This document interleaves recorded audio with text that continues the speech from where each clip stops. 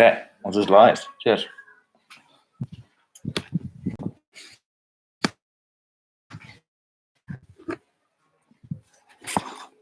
Hello, everyone.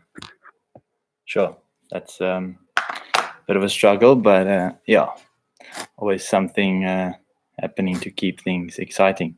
When it comes to technology, I'm not the best out there, so I sort of missed that bus a bit, but we are live, so yeah, I see. Cool. I see there's a couple of guys on here. Awesome. Thanks. Appreciate you guys are welcome to shoot with any questions. You might have heard I've done quite a cool adventure last weekend.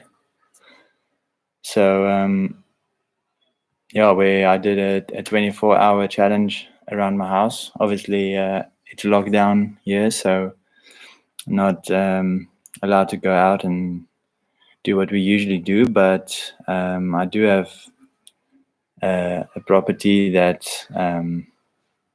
that's I can. I've got a little track on, and I can do some riding on it. It's not ideal, but it's better than sitting on the train each and every day. So I came up with the idea to do a 24-hour challenge on it and see how many Ks I can ride. Yeah, it wasn't. It's quite a technical lap, so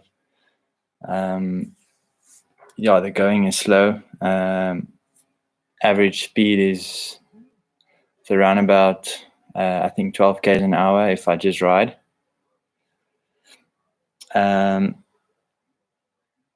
So yeah, it was physically it was super challenging. Not so much on the legs, but just hands and arms and shoulders and lower back, core. I started feeling muscles that I normally am not even aware about. But yeah, Kyle Velo, awesome. Thanks, man. Appreciate. My hands are fine. I can still feel them, but I don't know if you can see it. No, I can't really see, but they're actually fine now. I can use them again. That night when I got off the bike, or I got off the bike at noon, and later that night after I've cooled down a bit, I couldn't lock the door, like hold the key and lock the doors. There was only 3 sections on the course that was really hard on your hands, like going down the stairs and also going up the stairs, and then just 2 other big hits on the hands, which I thought was going to be, I was going to feel it, but I didn't think it was going to actually become a problem. So yeah, I just had to deal with it. But luckily, yeah, hands heal quite quickly from past experiences. I had one crash where I broke the one hand and broke the one foot, and yeah, the hand just healed 3 times faster than the foot. So yeah, they should be 100% tomorrow or the day after. Devin, how's it? When's the next one? It's a good question. Let's see what our president says. But yeah, that wasn't the last one. So I've signed up for something. Didn't think I was going to like it, but it is actually a very cool experience. And yeah, I'm definitely going to be doing more of them. Maybe not this week, maybe not next week, maybe not the week after, but yeah, we'll see. It's my yard, so I can ride whenever I want.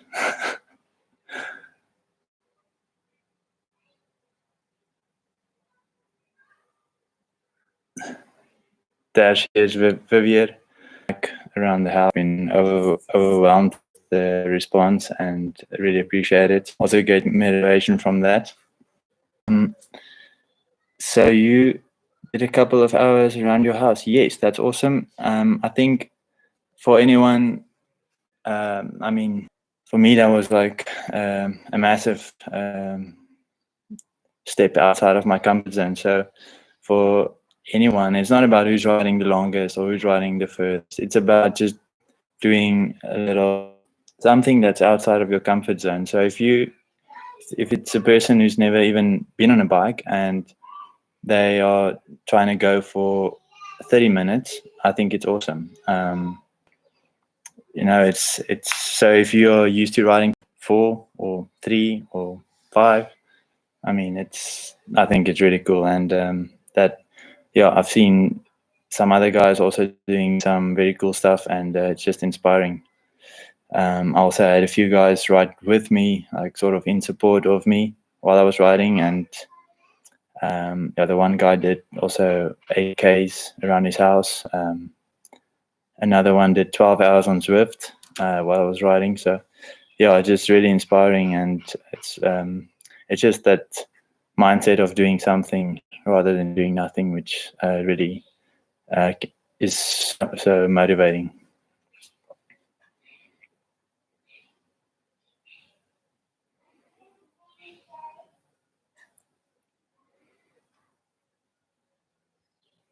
Sorry guys, this is Munga. I'm reading something here about Munga. Sure, yeah. I have to be honest, I did yesterday go on the Munga website to see what is I've got no idea what's the winning time. Is it 1 day or 3 days, or I actually thought it's 5 days, but 2 days. So I don't want to say it, but the thought has crossed my mind. So we'll see. I think it's something completely different, though. It's in the heat of summer,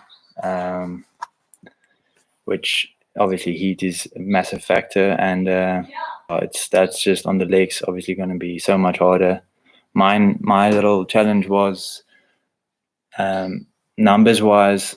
I only averaged I think 130 watts for the 24 hours, which is even lower than my recovery rides are like 180, 200 watts. So on the legs, it was most of the time it's super easy, but if you look at each individual lap, it's either 0 watts for most of the time, or it's 350 watts plus, like coming out of a turn, accelerating, going up a little incline. Like just going from 4Ks an hour, you have to do at least 350 to 400 for a few seconds to get back to 10, 12Ks an hour. So not that I was really trying to go hard, but there was these little efforts just time and time again, which I think did make it hard, but it's definitely not a sustainable effort where you build up lactic acid in your legs. And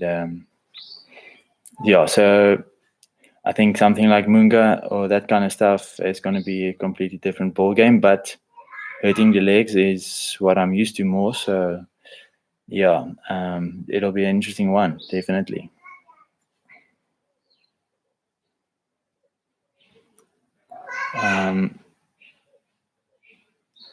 I've also got some questions on Instagram. You guys can also send me a few there. Let me just check.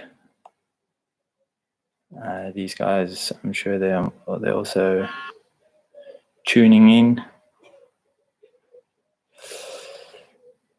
Let me start at the bottom here so I don't miss any of them.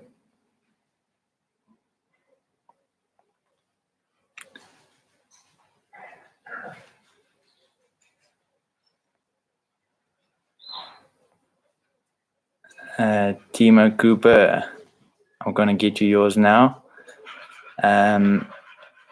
around 24, he asked me, is the new PYGA a huge improvement over the old PYGA stage, and what do I like about it? So, for those of you that don't know, PYGA have been developing a new platform bike. It's called the PYGA Mobu. It's a completely different design. It's not replacing the stage, but it's more of a add-on, more even higher end bike, like really, really top level. I think Patrick and the guys set out to create what in their minds is the best cross-country marathon bike out there at the moment. So it's a completely different or huge step for the way bikes are going. And I believe we'll see again, like as with what the stage was, it was a big step, about 5 years ahead of any other bike brand out there, that PYGA took this step and went for a bigger bike, longer, slacker, bit more suspension. And 5 years later, we saw other guys catching up, and it's almost identical to the stage. So can't take anything away from the stage. The stage 5 years ago, the stage was, I think, in front with in terms of design, and others have caught up. But Patrick and the rest of the PYGA guys have really put in awesome work on the Mobu project. The feeling I got when I got on the stage was like I was blown away, and it felt like nothing I've ever ridden before, and felt so much more comfortable and more in control, and everything felt easier. And it was the same for most guys who get on the bike to demo it. They say the first thing they always say is they feel like they're riding slow, but in fact, if they look at their times, they're actually going faster. So, and when we got on the Mobu, it was exactly the same feeling. So it was just, I reckon it's just another 5-year step, even bigger, even longer, even slacker. We're running 120 mil suspension, front and rear, which, I mean, yeah, not long ago, guys were saying 100 mil is too much, but yeah, we've always said, especially with stuff like Cape Epic, we would always talk about it, and myself and Philip would say more suspension would be nice. The weight penalty is a minor thing, so why not go for more comfort? You can run your suspension a bit softer, you can sit through a lot more of the bumps, and if you have to think of all the little bumps you have to lift yourself up to get through over 8 days, if you can, if you have got bigger suspension and a more comfortable bike, you're going to be doing probably 40-50% less squats over 80 days. And I don't know how many little squats we do per day, but it's going to save the legs, and it really, really makes a difference. And the first thing I noticed when I got past my previous longest time on the bike, which is around about, I think it's around about 8 hours, 8:40 or something. When I got to 10 hours, I still felt fresh. And I mean, the comfort of the bike really stood out for me. When I got to 12 hours still, yeah, my hands, I was starting to feel my hands, but I think that was just the steps, and I did run my suspension a bit too hard, but I was just fitting on the bike perfectly and felt so comfortable. So it is an improvement. It's a top end bike, and in our mind, and anyone who's been on this bike, we all say it's the best bike out there at the moment, for sure. Let's gonna get on to Tema Cooper. He asked me on Instagram. He's also he's got a baby on the way, I believe. and he's asking me how I managed training and racing with when Annabelle came. Annabelle is now almost 2.5 years old, and obviously the best thing that's ever happened to me. It is number one. You got to have a very supportive wife. That's definitely number one. Super supportive. Michelle has always been very patient, and she knows when times are serious and I need to do what I have to do. She would take over and look at Annabelle, and some days I'm just feeling flat and tired and lazy, and she notices that, and she would change the nappies and give me some time off. But it's actually very motivating. It's, you'll see. I mean, as any parent out there knows, having children sort of set things straight and puts things into perspective, and you realize what's important. It's just one more massive reason to really just do your best at what you are doing. Tristan not here. He's asking me if socks and flops are the new thing. COVID-19, it is, definitely, without a doubt. Devin Berta also asked me what's my favorite type of training or recovery rides. I don't really enjoy recovery rides. I really struggle with that. I always tend to go too hard. Doing a recovery ride for me is to get it right is much harder than getting a hard workout right.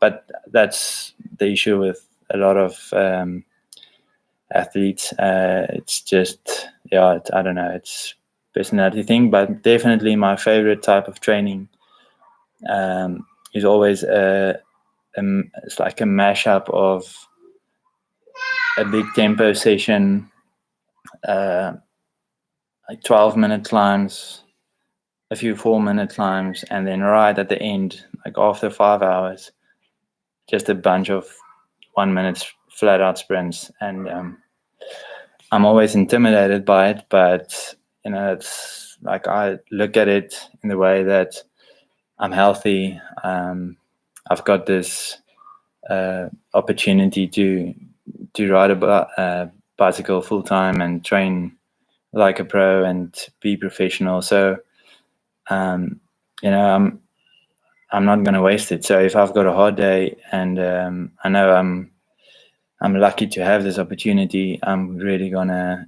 give it my best and enjoy it.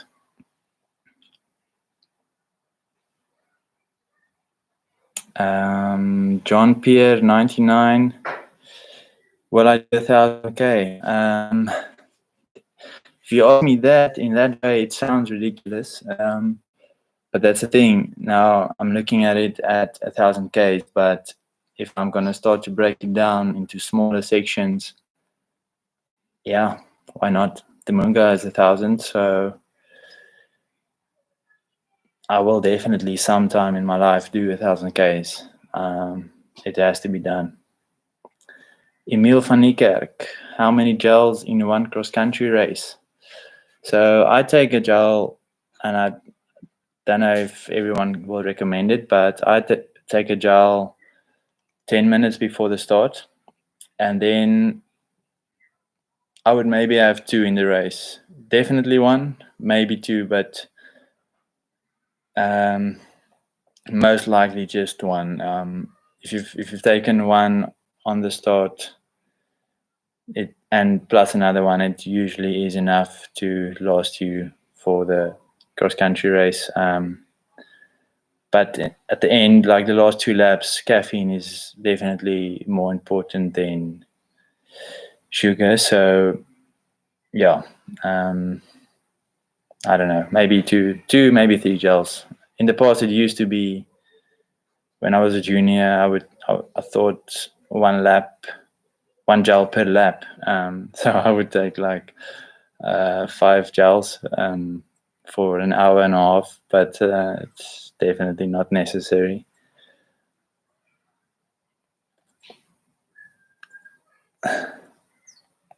Let's scroll up here. So Andrew Berry is asking me, when did you start mountain biking, and when is it too late to start, and do you want to be a professional? I started very early. I've got 3 older brothers, of which Harry. So I'm the 4th. So the 3rd brother, he's 16 years older than me. So I'm proper laatlam. And Harry rode professionally back in the day as well, and he had a bike shop up in Potchefstroom. So I just grew up with in this household where the one brother was professional. He had a bike shop, and I would go to school, and after school I would go hang out at the bike shop and join the guys for the afternoon ride. And so by the age of 7 I did my first mountain bike race, and right after school I started taking it really seriously. I've been, I don't know, we have to define professional, but I signed my professional contract with MTN in 2009, which was quite late, but it's never really easy. It's not like it's a massive sport like rugby, and if you're one of the top juniors in the country, you're gonna get signed up quickly. But thanks to very supportive parents and just holding on and biting on and believing, it eventually happened. And now I'm with obviously with Team PYGA Eurosteel, and I wouldn't change a thing now. And we're in a very good situation, or a very good spot, with very supportive sponsors as well, and especially in the form of Eurosteel and the guys from PYGA. So we've built up a very cool group of guys that's believing in us and supporting us, and we're enjoying the ride together. It's definitely feels more like a bunch of friends than just sponsors, which is just really cool. I don't want to say it's never too late, because the one thing I have learned over many years of racing is that there is so much to learn. So if you've not started cycling by the age of 25 and you want to become a pro, I would not recommend going for it like full gas. Like, I don't think you should sell your car and go for it. There's too much to learn.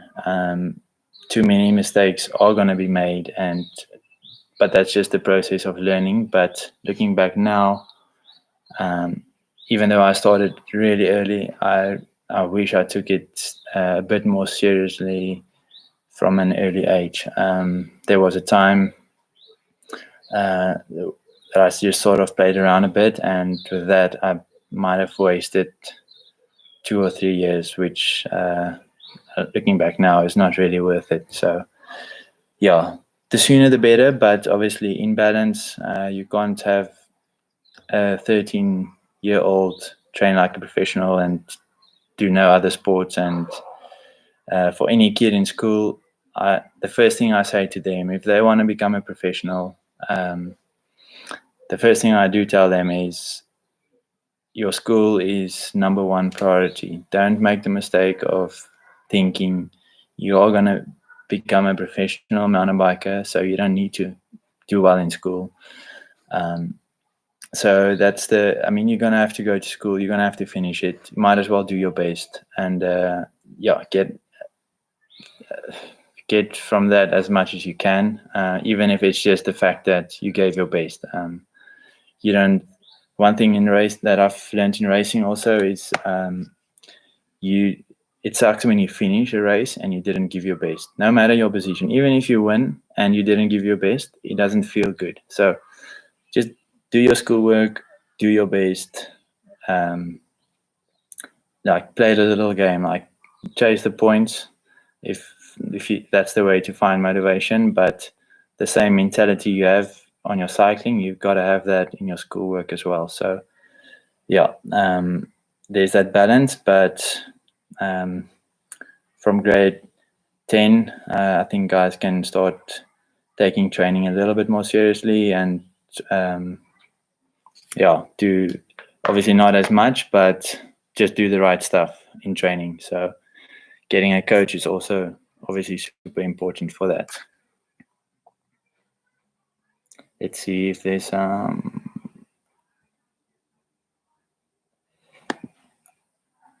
not sure why.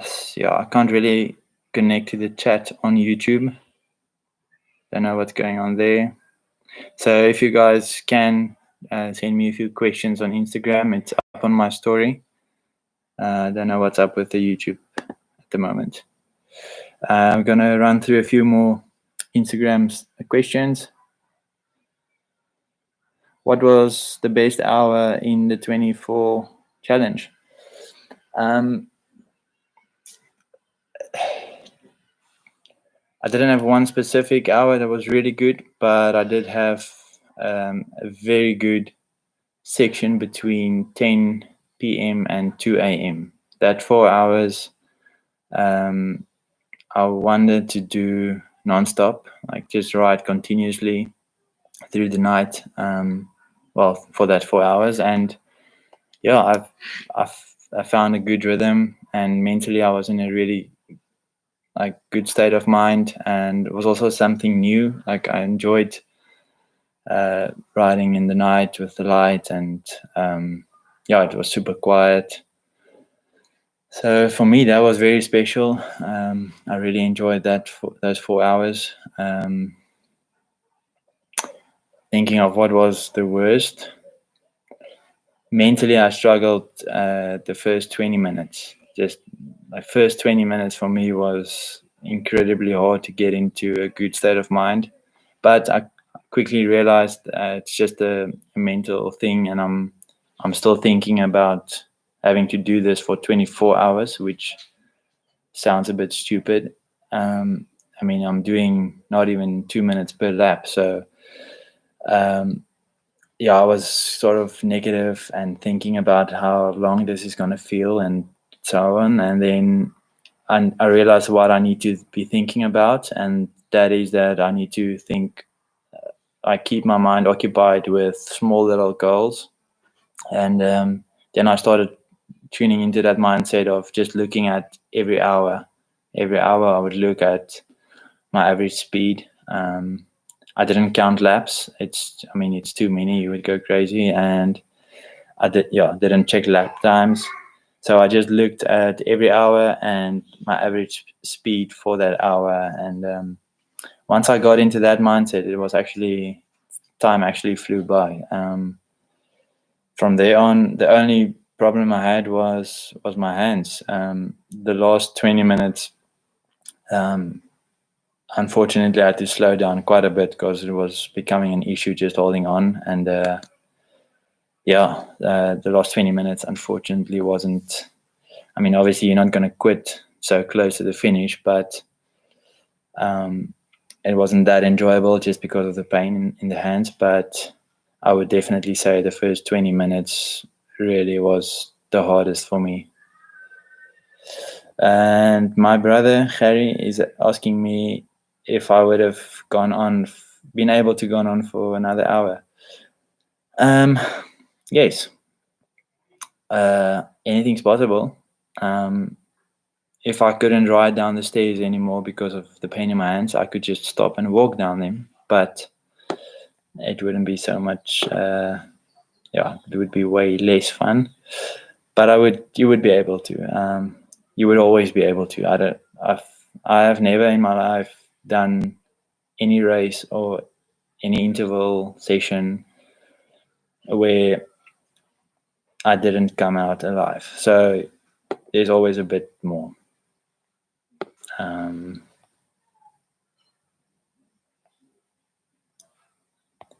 Let's see. Oh, there's a few more.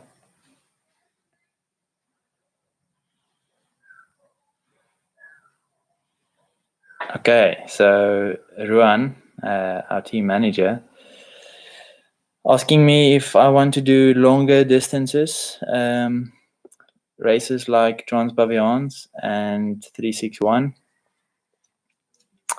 Yes, why not? Let's do them all. Let's do cross country. Let's do 361. Like I've done something now that I was scared of, and I now actually know I can go 24 hours without sleep. I've always thought that was going to be a struggle, but that was actually the easiest part. I did take a 30-minute nap, but yes, I would definitely love to do Baviaans and 361. I think that'll be very cool. Let's do it. Carl Velo, what's my favorite trail ever? It's definitely, there's a few. Now I have to go through like all the trails I've ever ridden in my life, but I've done a few in the US, which was very cool. There's some stuff in Colorado that's like definitely my type of riding. Some small open high-speed stuff, but yeah, just very, very cool. And then the trails around here in George is also very special. I think for me, it's probably, it's like my backyard. Well, the bigger backyard. So I really enjoy the riding here. The trails are very natural and it's rooty. You've got a good mix of high-speed stuff and super technical. So I would say my favorite trail is actually the one, right here, close to my house. It starts with the link and then it bombs out to Compass Drift. It's about 5 minutes long. First section is like switchbacks and quite technical, and then a bit more open high-speed stuff, and then it's like a flattish, pedally section through the forest with lots of roots and a very cool trail to go hard on.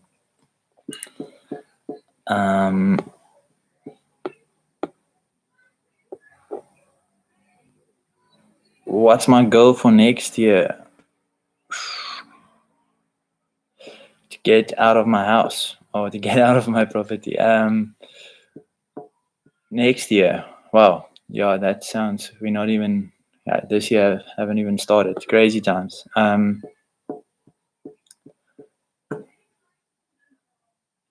Obviously, when things return to normal, Absa Cape Epic for us is a massive goal. It's our one chance to race the best guys in the world in South Africa in front of our home crowd. So for us, that's always just a massive motivation and a massive goal. And we've shown that we can do well there.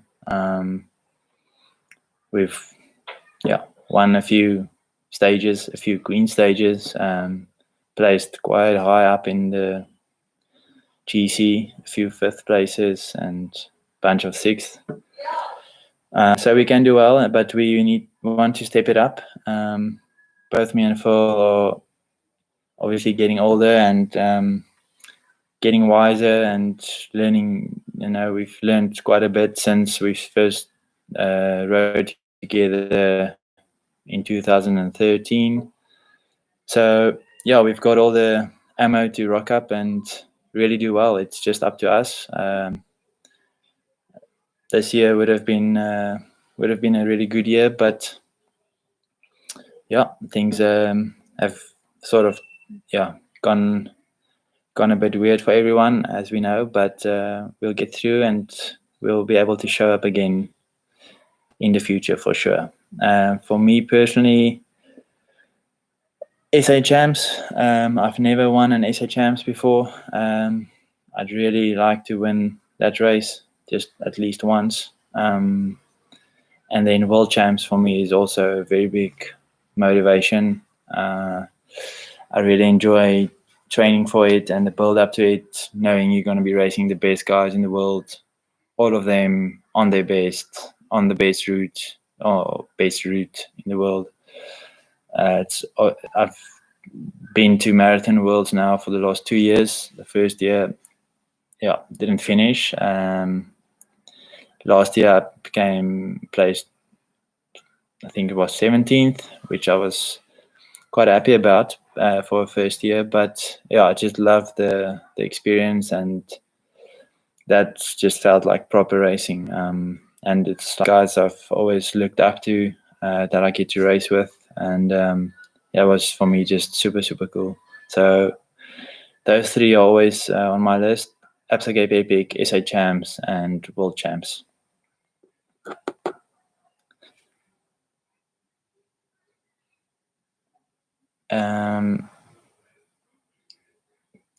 Kyle also asking me, can you guys expect to see me on Zwift? Yes, I am on Zwift. I've tried out a few of the virtual stuff. I've tried out Ruby, RGT, and there's another one as well.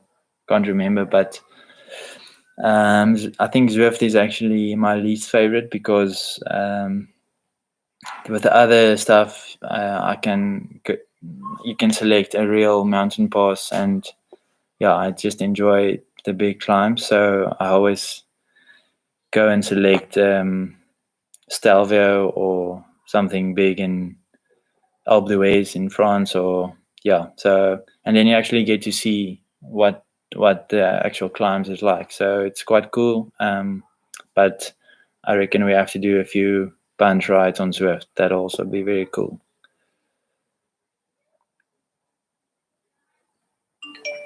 And Tristan is asking me, why do I do my intervals on Sufferfest?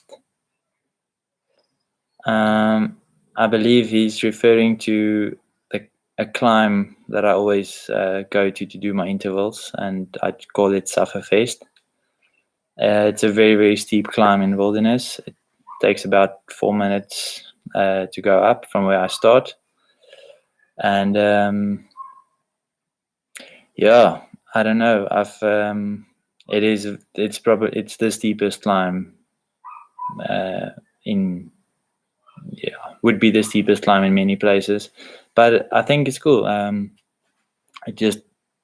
Sometimes I feel like I need help to be pushing myself. So a steep gradient forces you to go hard. Other times I feel like I want to try and make it a bit easier. So a steep incline is going to force me to go hard. So it's the same thing, but it is a hard climb, but I really enjoy it. I don't know.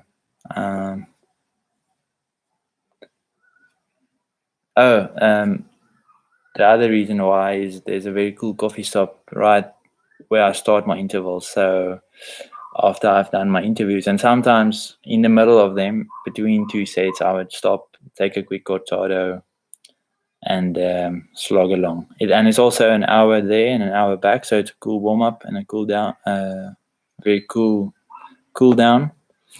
So I think it's proper quality if I do it there.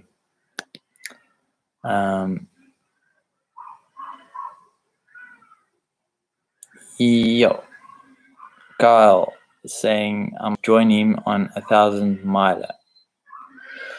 Kyle, that sounds like a challenge. What's that? 1,600. Please tell me where you're gonna do that. From where to where? I don't think I'm gonna join you, but Sure. Good luck. How many days are you planning on riding? I think that's very cool. For sure. That's awesome. Very, very cool. Yeah, the thing with ultra endurance racing for me has always been, or I had the belief that it's quite. I can't really do it like in our racing season because it's gonna be too taxing and chances of getting sick and all that kind of stuff. I don't know. I don't know if it's. I do think it is true, but yeah, it's always a balance that I'm gonna have to keep an eye on. I'm definitely still a one-day racer, marathon. So yeah, I don't think I'm gonna be doing a week-long race a few weeks before SA Marathon Champs, for instance. So that's something I'm always gonna have to watch, but never say never. That's why I also took the opportunity to do this 24-hour because I always wanted to do a 24-hour solo, but never really in season. I thought it would be too hard and just too risky. And now I had the opportunity to do it with no races coming up, and glad I did it. It wasn't as bad as I thought. So yeah, I'm definitely going to be signing up for something like that in the future again. So Kyle is saying he's doing 1,000 miles on Zwift over 4 days to raise funds for COVID. That's cool. Kyle, I'll definitely join you for some riding. Don't know if I'm gonna be doing 1,000 miles, but that's very cool. Good luck. I'll follow you on Instagram and see what you're planning and join you on Zwift. I've got a few more questions here. So Patrick is asking me, do I think the 24 hours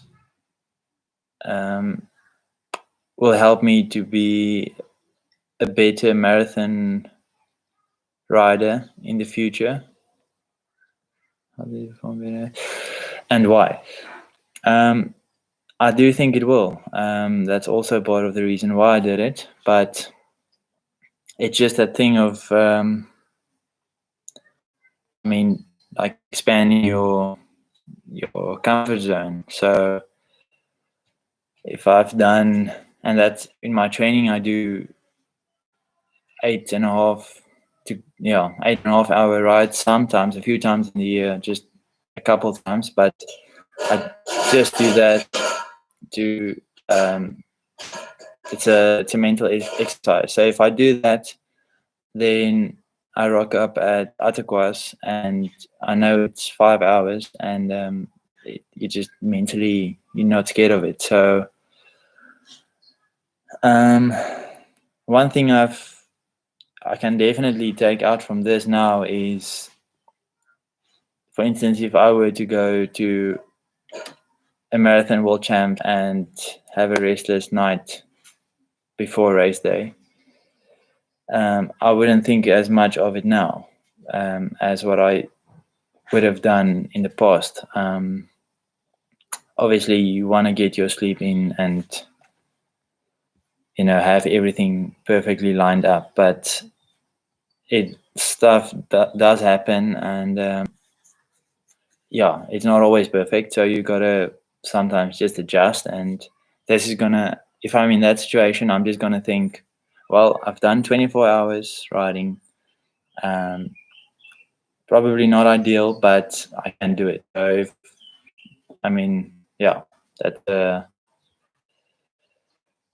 that's one thing. So it will definitely help in some way. Let's see. Sorry, guys. The Facebook live chat isn't working. I don't know why. I'm not going to try and fix it. Otherwise, something might just go even more pear-shaped. But you can send me some questions on Instagram as well.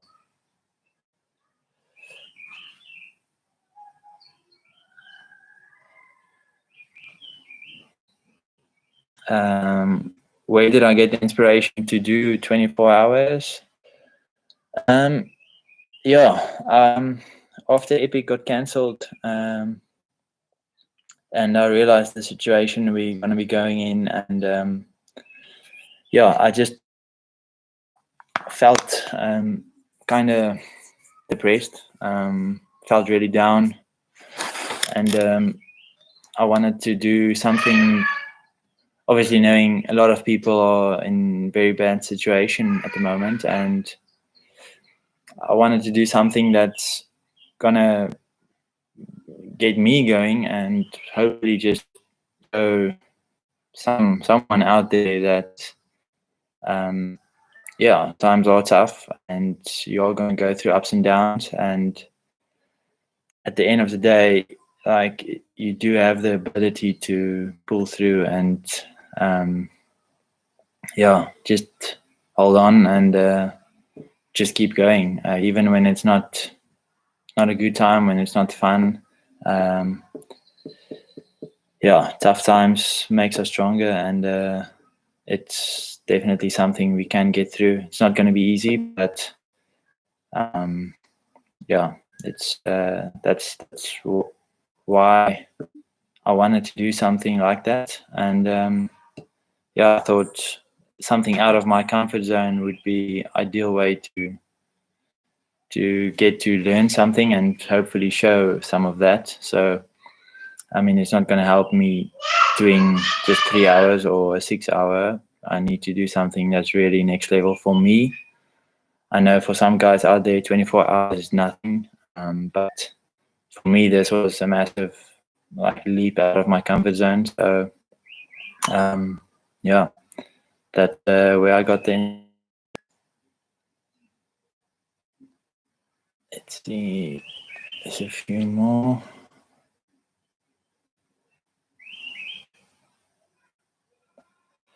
And Scooby King, he is asking me, do I have a particular nutrition strategy, or would I just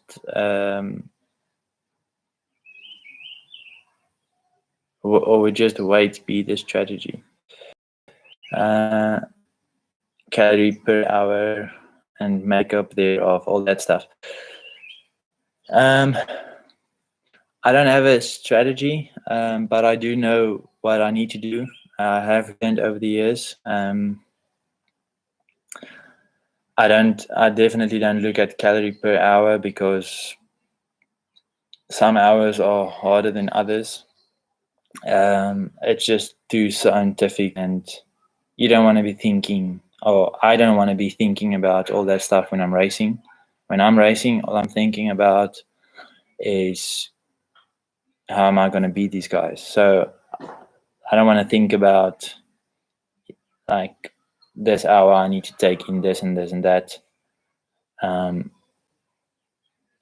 It's too much, but I do know I can go 2 hours on one bottle. So if I have to, ideally I would just take 1 hour, one bottle per hour, but I can stretch it out if I have to. I also try and train that a bit, but gels and bars,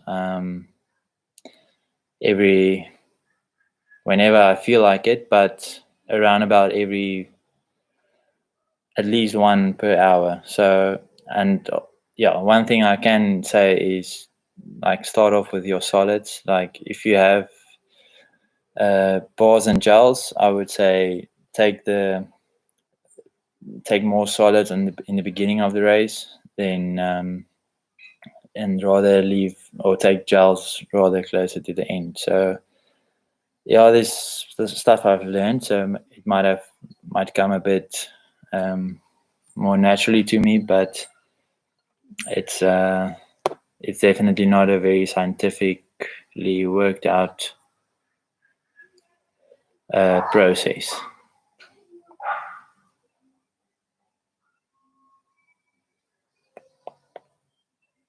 Okay, guys. And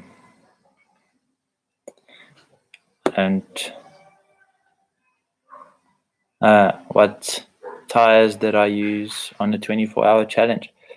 I used Schwalbe Racing front and rear. Yeah, it was what we were gonna race on Epic with for the first few days, and I probably could have gone for a lighter, faster tire like the Thunderbird, Schwalbe Thunderbird, but I was didn't really feel like I need to put in the effort to change tires and that stuff. So yeah, didn't get there. Thanks. Michelle is bringing a light. This is actually the light that I used on one light that I used. It's just nice little cheapy. It's not even a bike light. I taped it to my handlebar with just electrical tape. It's got some. I put on some padding here at the back, so it's not doesn't get all the hard heat. I had a proper bike light, a Garmin. I think it's a Garmin Varia that I won at a race a few years ago as a prize. Never used it. Never even took it out of the packaging. So when I came up with this idea, I went and opened the box and saw that that's only going to last me 7 hours. So we have this cheap here, and yeah, I had to make a plan. I didn't really want to get like all the extra light and stuff in. The neighbors did give me extra light, but I wanted to use what I have, so I didn't go over to their lights, and luckily the cheapie worked quite well. So yeah, there's definitely some room for improvement when it comes to equipment for 24-hour racing, but I will get there for sure.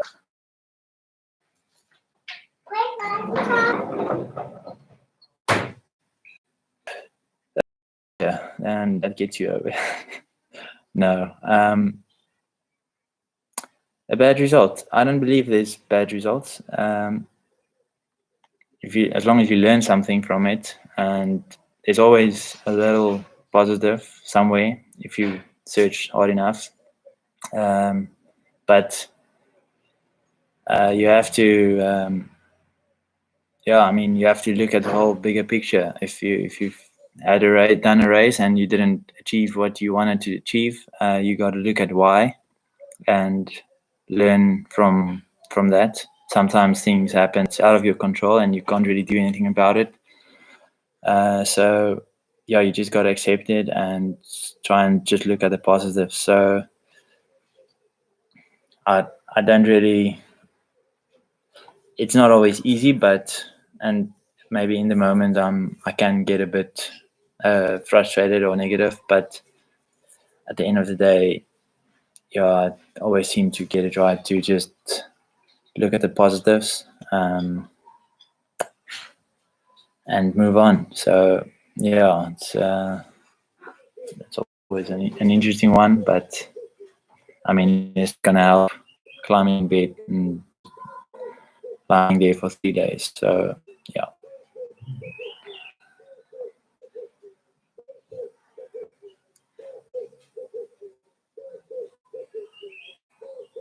Cool, guys. I reckon that is it. That was a cool session. We're almost at an hour. I anticipated it to be around about 30 minutes. So I was going to do an hour and a half session, but I doubt that's going to happen. So thank you for tuning in. Really appreciate it. And best of luck to you guys out there with the lockdown. Yeah, don't really know what to say about it, but stay safe and just know that we will pull through, and times will get better. Thanks for tuning in.